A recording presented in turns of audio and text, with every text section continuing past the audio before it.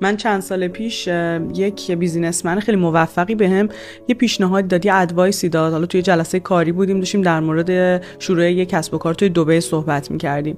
گفت مرسا تو اگه می‌خوای لول اپ کنی، من پیشنهادم اینه خیلی جدی ورزش رو شروع کن. یه لحظه متوجه حرفش نشدم، حس کردم مثلا نقدی به استایل من داره یا مثلا منظورش اینه که وزن تو کم کن. ولی وقتی ازش پرسیدم گفت نه، اصلا مسئله ظاهر نیست اینجا، مسئله دیسیپلین، همین روتینی که داری میگی. وقتی تو شروع می‌کنی به کار کردن روی لایف استایلی که توش ورزش داره، ناخواسته خوابت مرتب میشه، غذا خوردنت عوض میشه، همه این فراینده از جنس اون پیشرفته و یه مغز با کیفیت تری رو تو داری میسازی که اون مغز با کیفیت تر حالا یه بخشش میشه اون بدن با کیفیت تر. کل مفهوم پیشرفت رو تو داری عملا تو ورزش میبینی و این مواجهه دائمی با مفهوم رشد یه کاراکتر سرسخت از ما میسازه و حیرت انگیزه این موضوع. دقیقاً.